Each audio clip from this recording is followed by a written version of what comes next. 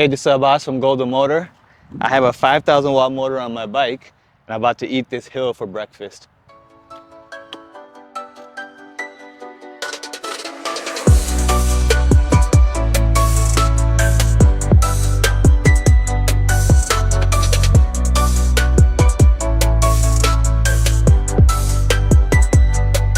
Alright guys, so this is a CYC X1 Pro Gen 4. So this thing is capable up to 5,000 watts of power. So the controller, the X12 controller, the new controller, can give out up to 120 amps. That's crazy. So, but I have it paired with a battery, a 52 volt battery that can only give out 60 amps. So 58 times and then 60 amps, that's about 3,400 watts right now. But this thing, if you pair this with a 72 volt battery that can give out like 120 amps, almost maximum of 5,000 watts of power. So the main difference between the Gen 3 and the Gen 4 is the controller. So the controller that the Gen 3 was using was the X6 controller. It had a 65 amp max, not a max, but 65 amp like continuous. The X12 has 120 amp continuous, so big difference in there. So the max power in the Gen 3 was 3,500. Max power on this one is 5,000 watts. And they also, on the Gen 4, they made the size of the stator much bigger, and also the magnets are much beefier. So this one is just much more capable than the Gen 3. And then if you have a Gen 3, if you want to upgrade to the Gen 4, you don't want to have to get the whole set. Everything is compatible. You just have to get a new controller. It just comes with the upgrade kit, so it's pretty compatible with the Gen 3. And then on this bike, I have a thumb throttle. You have an option to get half twist or a full twist. And then you have two displays now, which all work with 72. So before the 750C was only 72 volts, but now the SW102 and the DS103 are both 72. So one thing I forgot to tell you guys, this thing has a torque sensing pedal assist. So if you want power, definitely the throttle can give you a lot of power. But if you want to get a workout of this motor too, this thing has a torque sensing pedal assist. Very sensitive, so the more pressure you put on the pedal, the more assist it gives you. So the pedal assist is a nice feature on this bike. All right guys, I'm gonna go into the installation now. So the first step you wanna do is take out your cranks, your pedals, and your bottom bracket. On this bike, I've already done it. The process of taking out the bottom bracket will depend on the bike you have. I'm gonna put a link in the description below, and I'll put a link on the top to see what kind of bottom bracket do you have and what tools is necessary to take that bottom bracket out. After you have the bottom bracket out, you wanna give it a nice clean inside, make sure there's no debris because that can interfere with the installation of the kit. So now I'm gonna go into step by step. I'm gonna zoom in and show you the whole process of installing your X1 Pro kit. So before we put the motor on the bike, we have to take a couple of things under consideration. So this right bottom bracket cup is gonna go into the shell right here. I've already greased it up. Your kit comes with 2 grease packets. So some of it goes over here and the rest is gonna go on the spindle, and I'll show you that in a little bit. Depending on the size of your bottom bracket, you're gonna need spacers that come with the kit and shims. All these will not be necessary, but on the screen right now, I'll put the most common spacing that most bikes with different bottom bracket sizes needs, but each bike is gonna be different. So to get the most ideal chain line and cute factor, like you kind of have to do a dry fit a little bit to see which spacing you need. But on this bike, I've already measured it, it's 120, so I won't be needing too much spacing. So let's put this inside the bike.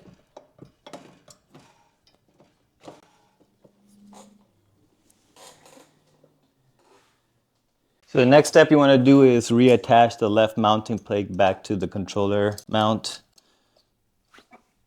So the size of your bolts and your spacers will depend on the size of your bottom bracket.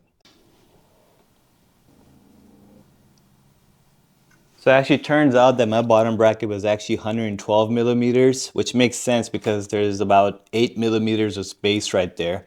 So I'm gonna use my 8 millimeter spacer and the 2 half millimeter shims, and that should do the trick. And then I'm gonna put my left bottom bracket cup in there. I actually put some grease on there too to kind of make the seal as waterproof as possible.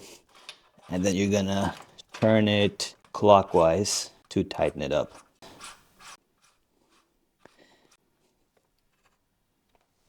So after you're done hand tightening the left bottom bracket cup, you gotta move the motor up.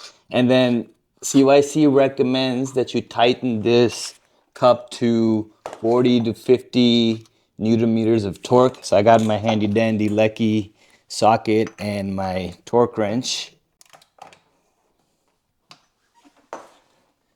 There we go. All right, time now to install the spindle. So it goes in from the drive side, and as you can see, there are some splines over here. So the splines will engage with the torque sensor over here. So this is the orientation you're gonna put it in. And I greased up the spindle. So just use the grease packets that came with the kit. So it might or might not engage the first time. So if it doesn't, and the way you know if you turn it, it's not engaging the chain. So you might have to take it out a little bit, turn it, quarter turn, and then try again. I think we got it, man. Now you just tap it all the way and then there we go. All right, the next step is to put the retaining lock ring on. So this prevents the spindle from having horizontal play. So you want to tighten it, but you don't want to tighten it too much so that the spindle can still move freely. And then depending on your bike, you want to like preload the system just enough so that there's still spindle can move still freely. Yeah, that's good. And then now you can just tighten this bolt right here. And depending how much space you have left over here, kit comes with a bigger spacer, like a spindle spacer, and then it comes with some shims. I don't think it's gonna be, this might be too much. So I'm just gonna use the shims. I think the shims might be enough for it. No, I think it's spacers, so I'm gonna need this spacer. Yeah. Okay, and now I'm gonna put the cranks on. Okay, let's install the cranks now. So make sure you put the left on the left and the right on the right. And there's already some grease inside over here too, so but your spindle should be nice and greased up too. And then put it on the other side. And then I'm gonna get the crank arm bolts and then tighten it up.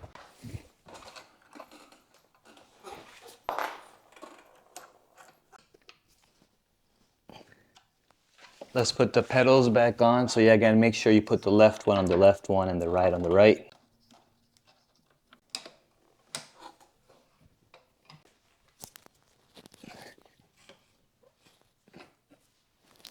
All right, so the next step that you want to do is you want to mount your motor to the down tube. So this comes with the kit. It's basically a motor hanger.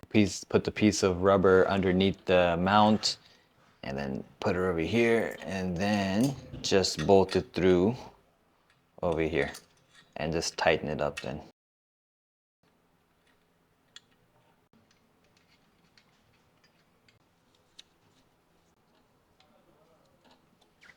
Okay, time now to put the battery on. So the battery is gonna go right here. Basically, you have to attach the cradle, the battery cradle right here, bolt it in, and the battery slides on. Usually there's always, not always, most of the time there's holes over here that you put the bottle holder on. So if you have holes, you're in luck. You just gotta bolt it in. If you don't, then you can use the triple bob. Basically, it creates a mount right here. And then you can mount the cradle on there and then put the battery on there. But in our case, it's going to be a little bit easier job than that.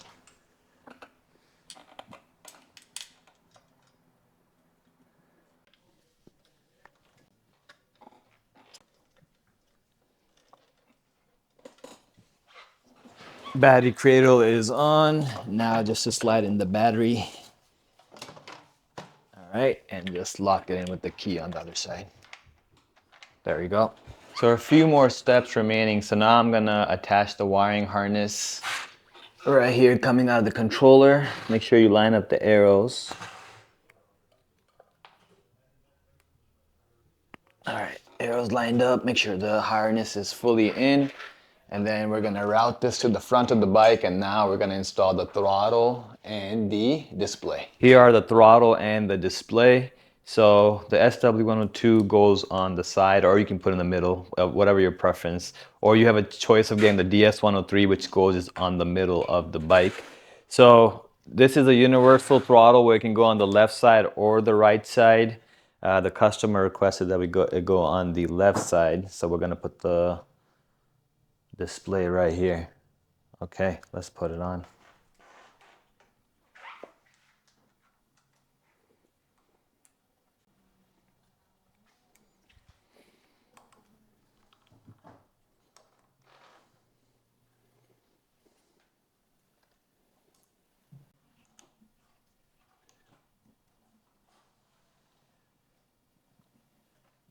Okay, so the last step, installing the speed sensor. So basically, the concept is that you're gonna attach it to the wire, the 7-pin wire that's coming out of the controller.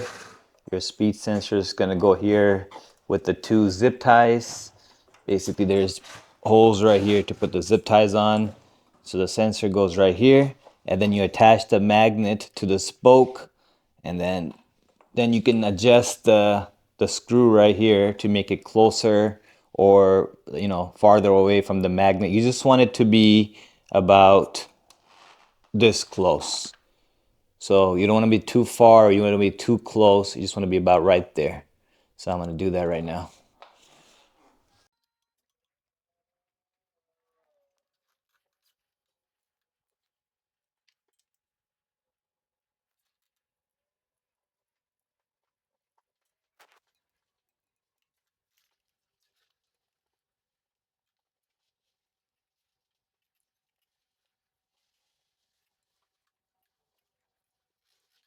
So this bike is done. All we gotta do now is clean up the wires, cut up all the zip ties, reroute the wires, make it nice and pretty, put the chain on the chain ring, and then we're gonna take it out and give it a ride. All right guys, so that's it for this build. Hope you guys enjoyed the build, the riding footage.